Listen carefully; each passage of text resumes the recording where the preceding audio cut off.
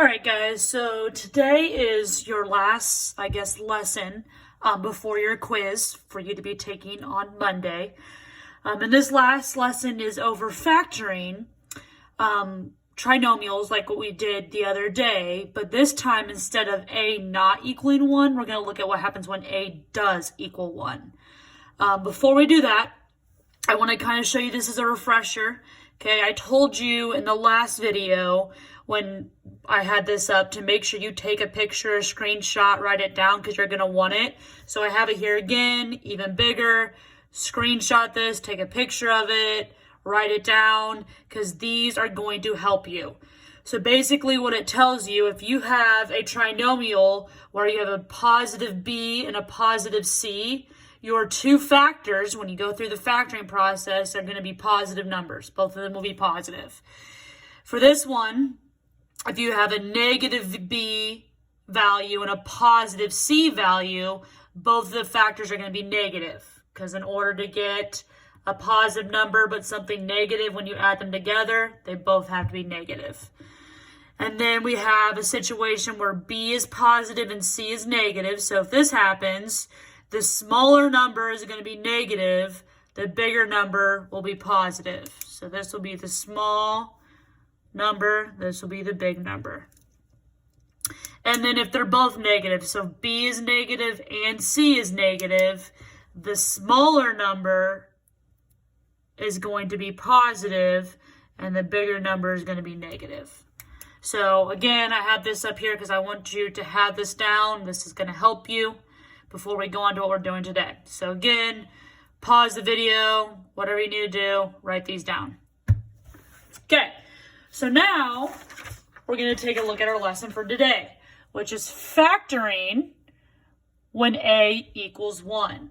And you're going to like these kind of situations because when a equals 1, everything is a lot nicer. Okay, so I have 4 different examples we're going to go through. And then after these examples, you have a homework assignment to do for Monday. And at that point, we'll have gone through everything you need to know for your quiz on Monday as well. So on Monday, basically, you'll have a quiz review that you'll go through and do. And then that will help you then do your quiz on Monday. Okay. All right, so here we have a trinomial of t squared plus 10t plus 16. Notice that b and the c are positive, so our two factors are going to have to both be positive. Okay, so if we go through the process that we've been doing, first thing you should do is take a times c. So when we take a times c, our a value here is 1. If there's nothing there, that means it's 1. So you've got 1 times 16, which is just 16. And we now need to find two factors of 16 that add up to our b value. Well, our b value is 10. So b is 10. And again, both factors have to be positive. So we have a 1 and a 16. You have 2 and 8. And you have 4 and 4. Well, in this situation, 2 plus 8 does equal 10. So you know 2 and 8 are going to be your two factors. So if we come back over here and we do grouping, because that's what we've been doing. So basically you take this positive 10t and you want to split it up into a 2t and an 8t from our factors here. So what we end up with now is t squared plus a 2t plus a 8t plus 16. And then we group up. So you group the t squared and the 2t and the 8t and the 16. And from here, you want to get the greatest common factor from each group. So with the t squared and the t, the greatest common factor here is just t. The only thing you can divide both of those two things with is t. So you're going to pull out your t. And then left inside the parentheses, t squared divided by t is t. 2t divided by t is 2. So that's the first group. Now we need to do the second group. So we've got an 8t plus 16. Well, the greatest common factor there is a positive 8. So we've got plus 8. 8t divided by 8 is just t. 16 divided by 8 is 2. And again, as I said yesterday, if these two are the same, so the t plus 2 and the t plus 2, you know you did this correctly. So then the final step then is to write out your two factors, which is the t here and the 8, so your GCF, so you got t plus 8 and then t plus 2. So those are your factors. At this point, before I move on to the next example, I want you to take a second, look at our answers, and look at everything we did, and I want you to see if you can figure out the pattern, because there's actually an easier way to do these problems, and I'll get to it, but I want you to first see if you can figure it out on your own. So looking at my work, looking at we got our factors with the t plus 8 and the t plus 2, see if you can figure out the shortcut. Okay, so if you want to pause it and take a look, go for it. I'm going to move on now.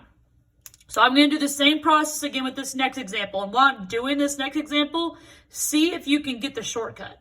All right, so we've got w squared minus 7w minus 8. This is a situation where we have a negative, specifically a negative b and a negative c. So what's going to happen is you're going to have a negative and a positive, where the smaller number will be positive and the bigger number will be negative. So when we get our two factors, we want to keep that in mind. So first you take a times c. So we're going to take 1 times negative 8. So a times c is negative 8. And then we want the factors of negative 8, where the smaller number is positive and the bigger number is negative. So we have a positive 1, a negative 8, positive 2, negative 4. Well, in this situation, if you take 1 plus negative 8, you get negative 7, which is our b value. That's what we want, so we know we want to use 1 and negative 8. So you come over here to the w squared minus 7w minus 8, and you want to use your 1 and negative 8 to split up that negative 7w. So basically, you're going to have a w squared minus 1w, or sorry, no, plus 1w, my bad.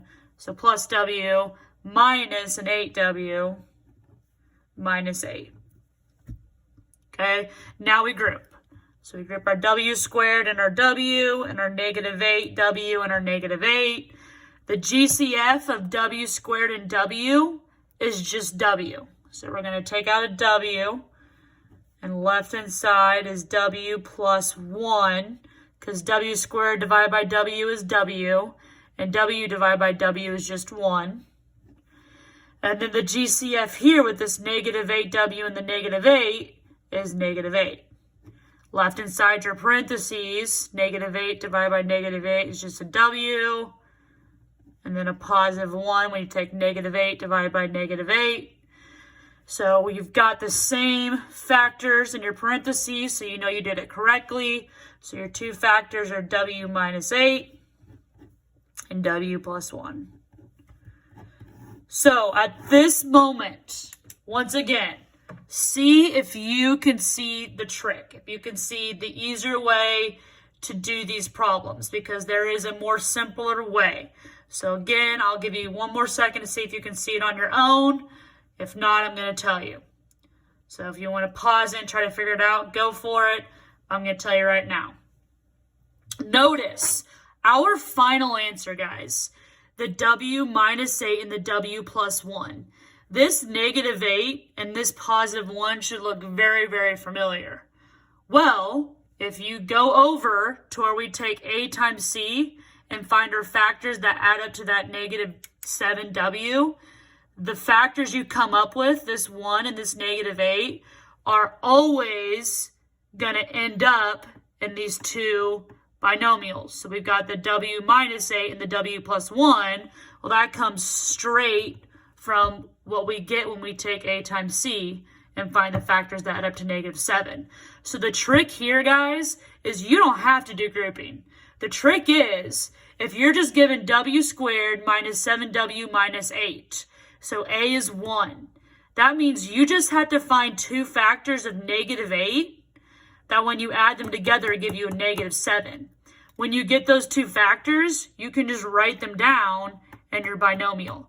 because the first part of your binomial is going to always be whatever this is. If we're just factoring a normal quadratic with something that's squared, it's always going to be this variable. These factors are what vary based on your C and B value. So if that doesn't make sense me explaining it to you in words, I'm going to show you on the next two examples. Okay? You can always use grouping. You don't have to use this trick if you don't want to, because grouping will always work, but the trick just makes it a lot easier. So if we look at this next example here, so we've got n squared minus 15n plus 56. Well, the trick tells me if I can find two factors of 56 that add up to a negative 15, I know that my binomials are going to be n, one of the factors, times n, and then the other factor. So if you still want to go to the side and take that 56 and get the factors of 56, the thing to pay attention here is we have a negative b value and a positive c value, so that means both of your factors have to be negative. So negative 56, you have a negative 1, and negative 56, you have a negative 2, and a negative 28. None of those work. You've got a negative 4, negative 14. That still doesn't work. And then negative 7 and negative 8, those do work. Because negative 7 plus negative 8 is a negative 15. So you take this negative 7, this negative 8, and then you just put it next to your two n's. So your answer is n minus 7 and n minus 8. So at this point, I want you to pause the video and see if you can get this last example on your own. So see if you can take x squared plus 5x minus 6 and see if you can come up with the two factors on your own. So pause the video. Okay, pause it right now. Try this one on your own. And then when you're ready, play this video and see if you did it correctly. So at this moment, pause and work on it on your own. Okay, so I'm going to go through it now. Hopefully you were able to get this correctly. But basically, you should have found two factors of negative 6 that give you a positive 5. Well, in this situation, since you have a positive b and a negative c, your factors are going to be the smaller number should be negative and the bigger number should be positive. So if you find factors of negative 6, you have a negative 1, a positive 6, negative 2, positive 3. You should have picked the negative 1 and positive 6 because negative 1 plus 6 gives you a positive 5. So your factors are x minus 1 and x plus 6. All right, that's it with factoring. We have gotten through the first part of factoring that you need for up to the quiz. Hopefully it went well. On Monday, I'll be doing a live Canvas chat, so if you need to join in for that to get some extra help before you take that quiz, feel free. Get your homework done. Stay safe. See you guys.